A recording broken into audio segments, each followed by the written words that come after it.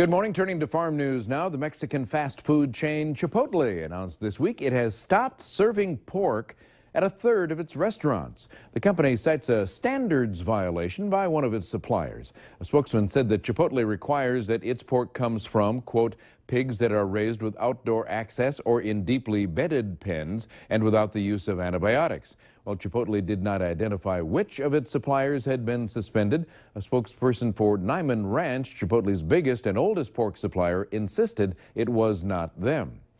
Well, even with an excellent year for hay production in our region, dry weather in the western U.S. has put a hit on hay supplies.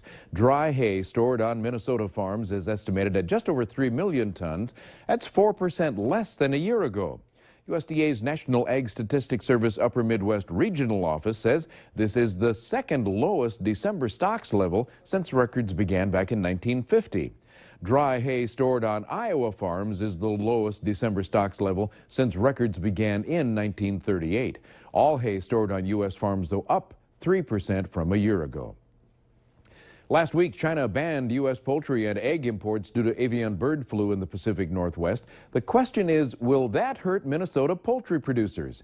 Steve Olson with the Minnesota Turkey Growers and the Chicken and Egg Association says the ban will be costly, especially to turkey growers.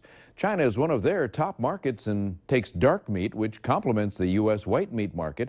Olson says they aren't sure how long the ban will last, but the trade shutdown is, as he says, unwarranted as the influenza is in non-commercial locations and in wild birds. And he says the ban is a violation of international trade rules since the guidelines allow trade restrictions only to geographic regions of concern, not an entire nation. Producers of sugar beets here in the valley have found less Cercospora leaf spot in the last decade and Rhizoctonia root rot getting under control, all thanks to research at NDSU and the U of M and varieties of sugar beets resistant to those diseases. But the latest challenge is a disease known as Fusarium yellows.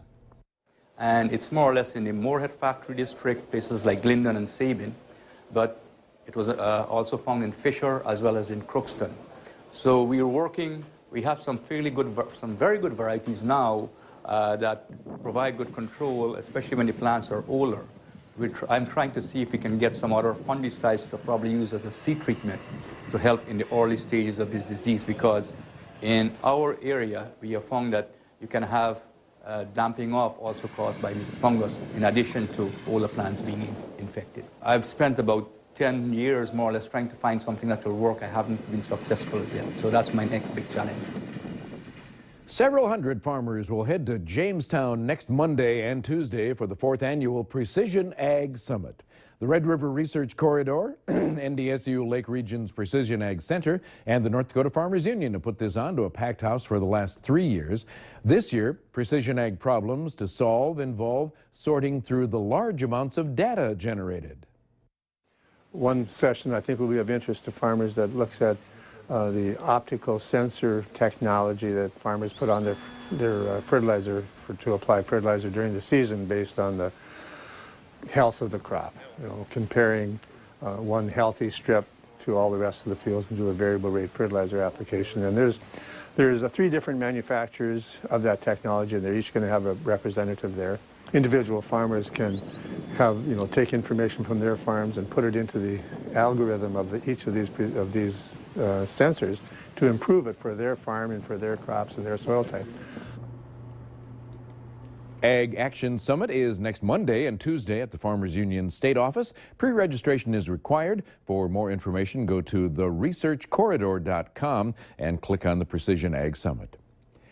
This time of year, farm fields across Middle Tennessee aren't much to look at, but neither around here. But 2 farmers in Houston County have found a cash crop, literally, that nearly everyone in the county is talking about. Reporter Chris Conti has the story. We like it quiet. Even on sunny days, there's not much to see in Erin, Tennessee. We've got close to 400 acres that we own here. There's nothing out here, literally nothing. We've been here all of our life. And yet Jason Clark and his brother Joel have found something to stare at. We just like all odd and unusual things. A withdrawal of sorts that doesn't fit in. 6,000-pound brick and steel ATM that came from bank in Franklin originally. No longer in need of a cash dispensing machine, that bank decided to sell it, and the Clarks decided to place it right here in this field off Highway 49. They don't know what it's doing here and can't figure it out, and they just have to come up and get closer and look at it sometimes. So unusual, they've even managed to stump local authorities. There was a Houston County deputy came out here one night and lit up and sat there and went around it and looked at it. They didn't steal it. It's not stole, if that's what you're asking. Although this 10-foot-tall ATM has stolen plenty of people's attention. That truck's been out here 4 or 5 times this morning. You just don't see something like that every day out here in the country. It just appeared out of nowhere. I'll go over and peck on it. Even their local pastor has taken notice. Who knew that the Lord would put an ATM down at the end of the road, so now we can say, turn at the ATM. Yeah. He's serious. I was hoping there'd be some money in it. The Clarks are no strangers to odd objects. 15 years ago, they bought an 80-foot-tall fire watchtower the state didn't want. No money, no money. But this is the kind of attention they are taking all the way to the bank. We may replace it with something else unusual on the next step. Who knows? Well, the Clark brothers say they are considering talking to area banks to see if any of them would want to place a real ATM inside their structure.